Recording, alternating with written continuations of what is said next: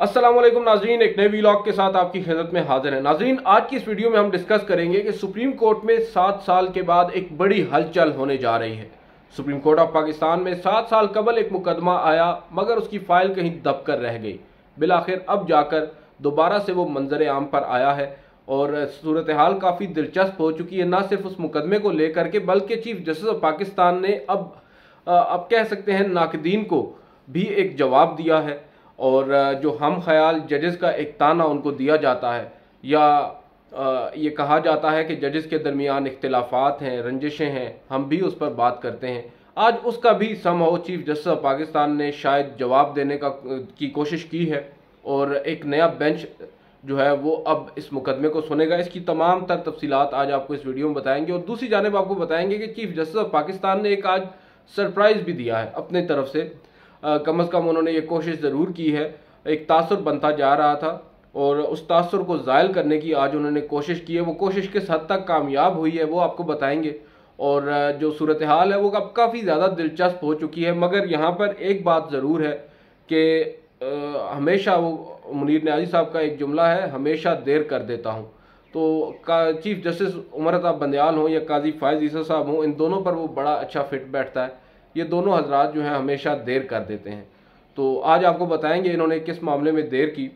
सबसे पहले आते हैं उस मामले की तरफ जिसकी तरफ पहले हमने आपकी तवज्जो मबजूल कराई कि एक ऐसा मुकदमा, और ये मुकदमा दरअसल है पानामा का। आपको याद होगा 2016, 2017, 2018 तक सुप्रीम कोर्ट ऑफ पाकिस्तान में इस मुकदमे की गूंज थी।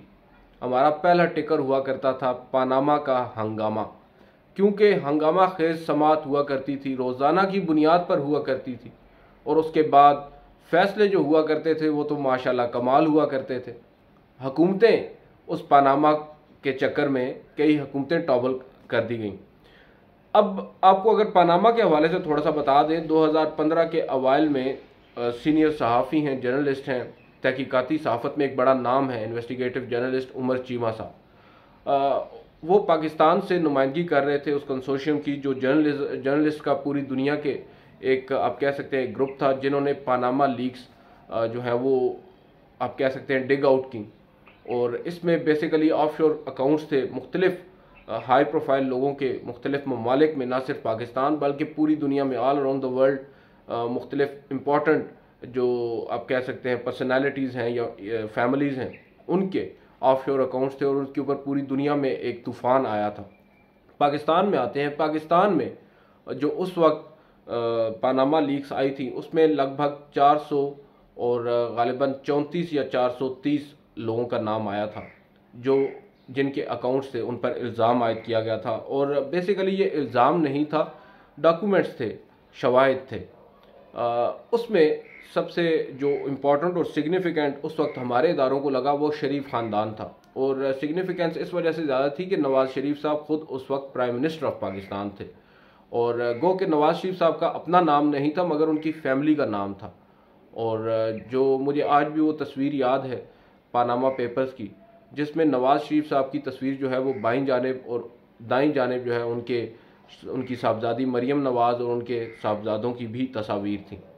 और इसके ऊपर अब मीडिया के ऊपर एक कैंपेन चली। ऑब्वियसली एक बहुत बड़ा इशू था, स्कैंडल तो ये था, सिटिंग प्राइम मिनिस्टर हैं, उनके ऊपर करप्शन और आप कह सकते हैं जो किकबैक्स हैं, उनकी मद में जो पैसा उन्होंने अपेरेंटली हासिल किया वो उन्होंने बैरून मुल्क ट्रांसफ़र किया ऑफशोर अकाउंट्स में।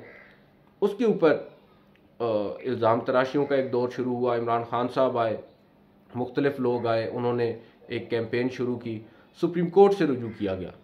अब सुप्रीम कोर्ट में इमरान खान के अलावा मुतअद्दिद लोग थे जिन्होंने रुजू किया। ज़फ़रुल्लाह खान साहब थे लाहौर से, और इसके अलावा तारिक असद एडवोकेट थे मरहूम, शेख रशीद साहब थे, इमरान खान साहब थे, और जमात इस्लामी के अमीर सिराजुल हक साहब थे। अब तमाम दरख्वास्तें जो थीं वो एक दूसरे से तकरीबन मुख्तलिफ थीं।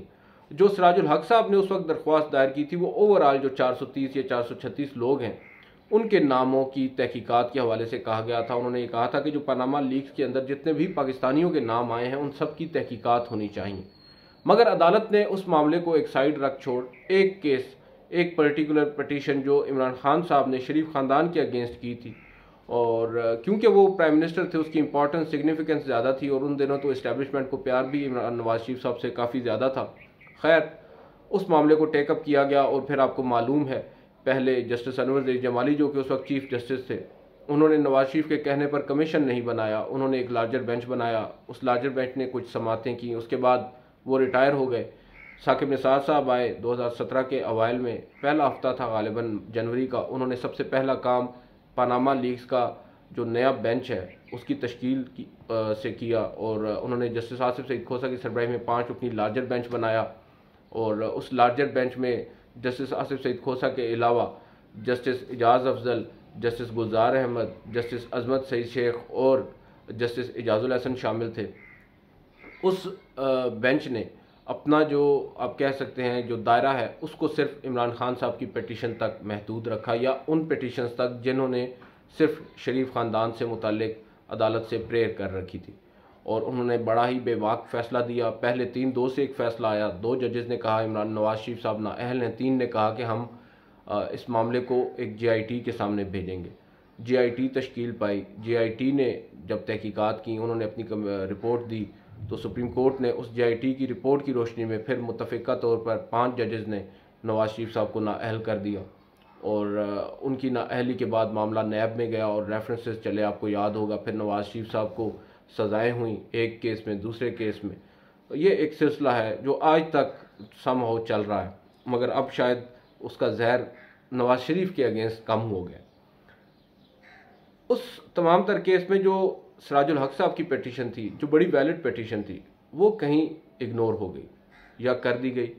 अब अचानक से चीफ जस्टिस ऑफ पाकिस्तान ने जस्टिस सरदार तारिक मसूद और जस्टिस अमीनुद्दीन खान पर मुश्तमिल 2 रुकनी डिवीजनल बेंच के सामने इस पिटीशन को समाअत के लिए मुकर्रर कर दिया है, और जो काज लिस्ट है उसके मुताबिक अब नोटिस भी जारी कर दिए गए हैं। तमाम जो अव्वल तो पिटिशनर्स हैं, 2 दरख्वास्तें हैं, एक सिराजुल हक साहब की दरख्वास्त है और दूसरी तारिक असद एडवोकेट की है जो इंतकाल फरमा गए हैं कुछ अर्सा कबल। अब दिलचस्प बात यह है कि इन 2 दरख्वास्तों को समाअत के लिए मुकर्रर कर दिया जाता है। 9 जून को तारीख रखी जाती है, 2 रुकनी बेंच है। और इस केस के अंदर अब जो तारिक असद एडवोकेट हैं उनकी जानिब से जो वकला हैं उनमें अज़हर सिद्दीक साहब, जो कि आजकल बड़े मीडिया की जीनत बने होते हैं, बड़े सीनियर वकील हैं, वो हैं। और ऑब्वियसली जमात इस्लामी की अपनी एक लीगल टीम है, एक भट्ट साहब हैं उनके वकील असद मंजूर भट्ट, और दूसरे तौफीक आसिफ साहब, ये आर्ग्यू करेंगे। और देखते हैं, क्योंकि इससे कबल भी एक दफ़ा दरमियान में एक केस लगा था मगर फिर साइड लाइन हो गया था। अब फिर ये मुकदमा लगा, और जस्टिस सरदार तारिक मसूद के सामने जो मुकदमा ये लगा है उसकी सिग्निफिकेंस इस वजह से ज़्यादा है।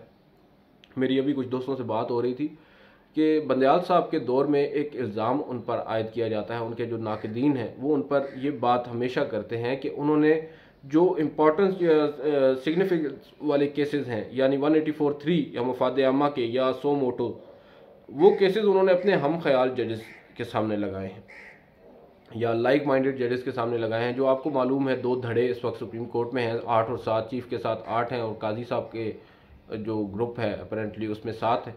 जो चीफ जस्टिस साहब हैं वो इस तरह की अहमियत के हामिल के जो मुकदमात हैं वो अपने लाइक माइंडेड जजेस के सामने ही फिक्स करते हैं, और चाहे वो इजाजुल हसन साहब हो जाएं, चाहे वो ख़ुद हो जाएं, चाहे मुनीब अख्तर साहब हो जाएं, मज़ाहिर नकवी साहब हो जाएं, जस्टिस आयशा हो जाएं।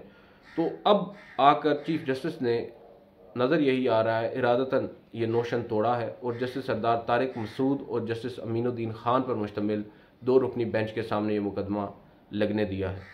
अब देखते हैं इस मुकदमे में जस्टिस सरदार तारिक मसूद क्या मौक़िफ़ अपनाते हैं, पहली समाअत पर क्या होगा, और क्या उसके बाद रोज़ाना की बुनियाद पर इस केस को सुना जाएगा। एक बात ये भी अहम है कि इसमें जमात इस्लामी ने कुछ अर्सा कबल एक अर्ली हेयरिंग की, यानी जल्द समाअत की एक दरख्वास्त भी दायर की थी। शायद उसी की बुनियाद पर इस मुकदमे को दोबारा समाअत के लिए मुकर्रर किया है। तो अभी एक दोस्त से बात हो रही थी, वो ये कह रहे थे कि अगर उन्होंने अर्ली हेयरिंग की दरख्वास्त दी है तो खुद से उनको ख्याल आ गया है या उनको किसी ने कहा है। मैंने कहा ये तो अब 9 तारीख को मालूम होगा, जब समाअत होगी तो अंदाज़ा हो जाएगा कि अब माहौल क्या बन रहा है। शायद कुछ लोग अब अपने इदारे को ये तासुर देने की कोशिश कर रहे हैं कि हमारा हर एक के बारे में राय जो है वो बराबर है, हम किसी के साथ नहीं है, ना किसी के ख़िलाफ़ हैं और अब पिक एंड चूज़ नहीं होगा शायद, मगर वाज़ेह हो जाएगी सूरत हाल 9 तारीख को। एक और बड़ी आज डेवलपमेंट हुई है, चीफ जस्टिस ने अपनी जानिब से एक बड़ा सरप्राइज़ दिया। आज शजरकारी मुहिम हुई है सुप्रीम कोर्ट में और जस्टिस काजी फ़ायज़ ईसा और जस्टिस उमर अता बंदयाल ना सिर्फ एक फ्रेम में हमें नज़र आ रहे हैं, बल्कि एक पौधा जो है उन्होंने मिलकर भी लगाया है और उसके बाद पानी भी उसको मिलकर दिया, और ये इसरार था जस्टिस मंसूर अली शाह और जस्टिस अतर मिनल्ला का। सबसे पहले तो आपको बता दें कि ये हुआ क्या है। एक लोअर जुडिशरी के जज साहब हैं, पाक पतन के गालिबन, उन्होंने इस शजरकारी मुहिम के लिए चीफ जस्टिस को आगाह किया, क्योंकि उनकी एक मुहिम वो चला रहे हैं। तो उनके चैम्बर में जब वो गए, बताया जा रहा है, तो अतर मिनल्ला साहब वहाँ पर मौजूद थे। चीफ जस्टिस ऑफ पाकिस्तान को जब ये कहा गया तो उन्होंने जस्टिस मंसूर अली शाह को भी पैगाम भेजा और उनको ये टास्क दिया कि वो काजी साहब को भी लेकर आएँ। और इस तरह 4 जजेस, चीफ जस्टिस, जस्टिस काजी फ़ायज़ ईसा, जस्टिस मंसूर अली शाह और जस्टिस अतर मिनल्ला।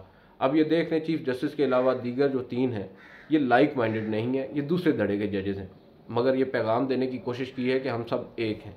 और उस जगह का तयन किया गया है उस दरख्त को लगाने के लिए या उस पौधे को लगाने के लिए जहाँ पर माजी में पौधे नहीं लगाए जाते। माजी में हमेशा जजेस ब्लॉक वाली साइड पे पौधे लगाए जाते हैं और उसके बाद सुप्रीम कोर्ट का जो ऑफिशियल कैमरामैन है वो फ़ोटो बनाकर शेयर करता है।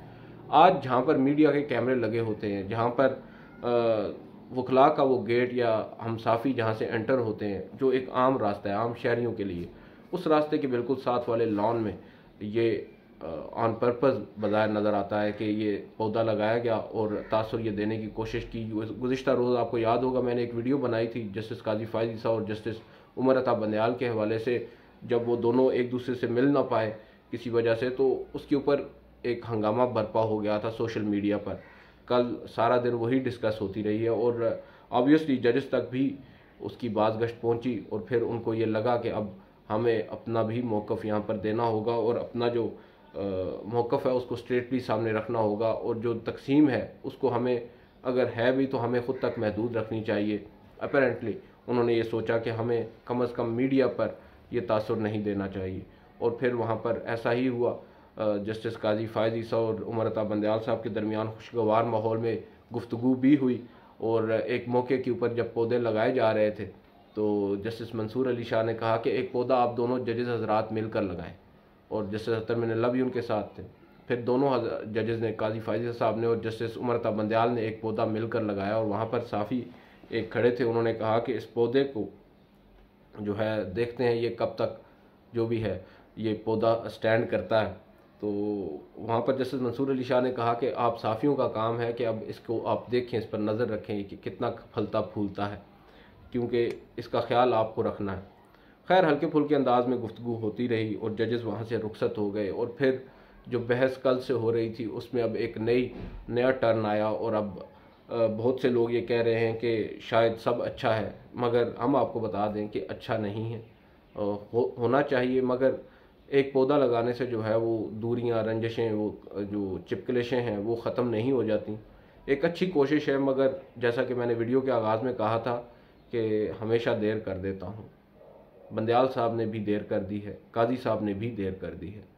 अब अगर ये कुछ अर्सा कबल इस तरह की कोशिशें कर लेते तो शायद जो अदलिया आज जिस बहरान का शिकार है वो ना होती, और अदलिया के इस बहरान की वजह से जो पाकिस्तान के मौजूदा हालात हैं वो ना होते। इमरान खान साहब का जो हाल है, जो उनके साथ किया जा रहा है रियासत की जानिब से या पाकिस्तान तहरीक इंसाफ की जानिब से, मैं तो उसमें ज़िम्मेदार सुप्रीम कोर्ट को समझता हूँ।